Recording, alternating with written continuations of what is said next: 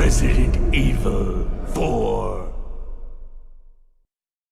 Resident Evil 4 sees the return of our favorite policeman, Leon Scott Kennedy. He opens the game with a little narration, telling us that 6 years have passed since the Raccoon City outbreak. He also tells us that the evil Umbrella Corporation got its business decree suspended and eventually died out. Great! But with Umbrella gone, what's the premise of this game?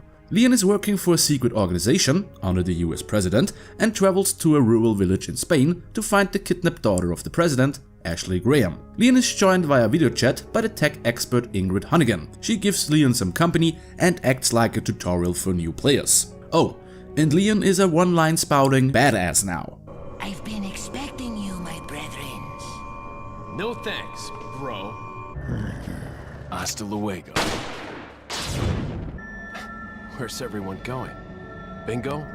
I'm not complaining, he's cool as ice. But back on track. Leon arrives in the village and runs into the not-so-friendly locals. Lárgate, cabrón! These so-called ganados will act as the main cannon fodder of the game, and somehow they seem to have a weird fixation of pointing at people. As Leon pointed out, those ganados aren't zombies, instead they are infected with mind-controlling parasites. Holy shit, look at this fucking thing!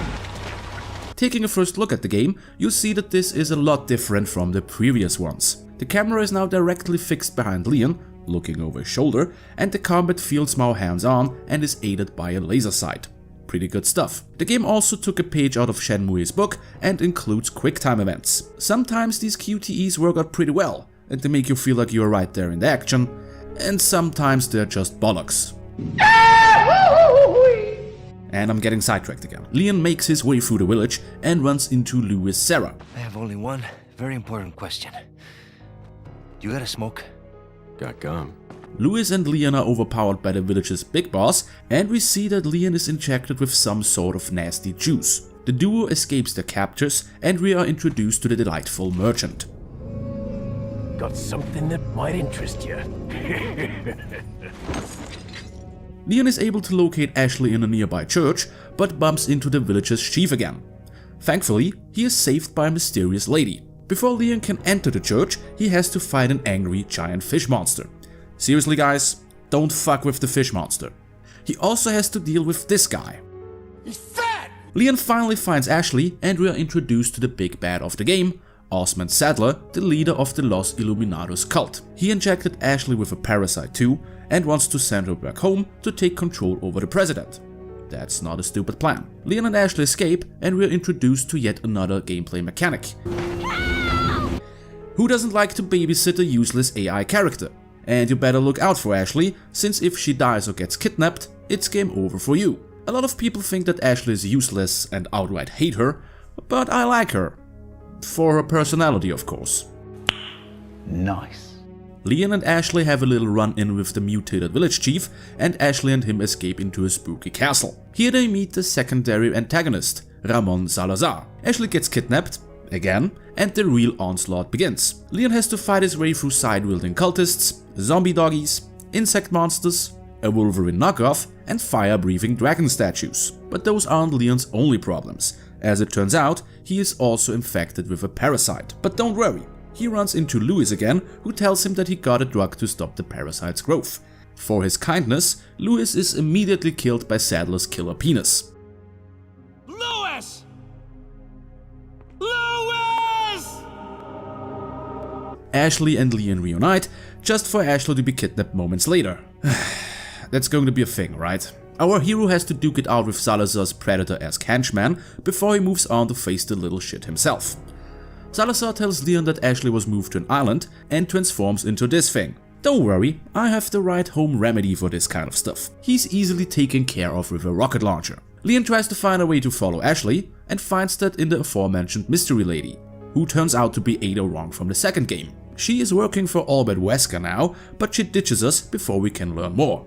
Leon has to continue by himself and learns that the Los Illuminados conduct some really weird experiments on the island and also runs into the invincible regenerators. Seriously, fuck those guys.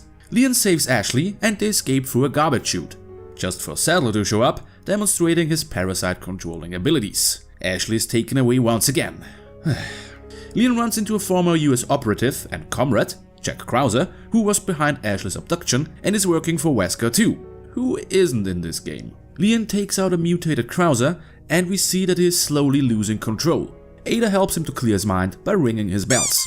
Our hero saves Ashley for the last time and they are also able to remove the parasites. Hooray! Now it's time for the big showdown. Sadler shows his true face, eye, but doesn't stand a chance against our home remedy.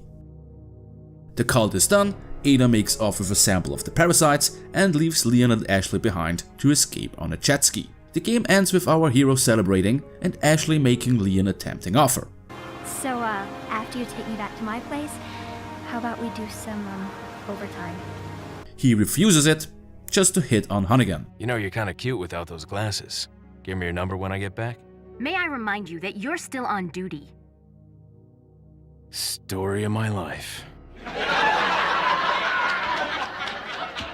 Now, I'm a little bit biased on this game. It was the very first Resident Evil title I played, and I'm still a great fan of it.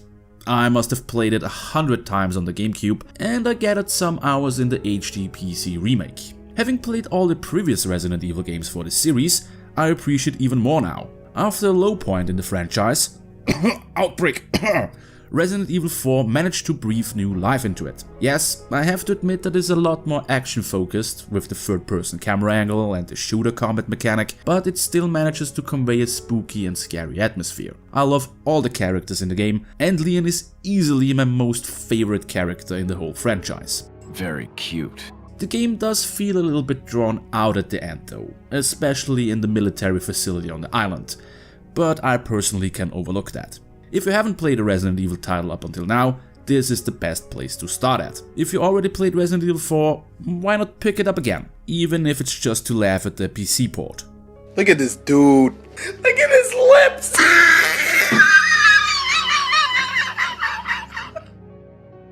Next time, we will take a look at the Nintendo Wii on-rail shooter, Resident Evil: The Umbrella Chronicles. That's going to be fun. Until then, thank you so much for watching, and bye bye.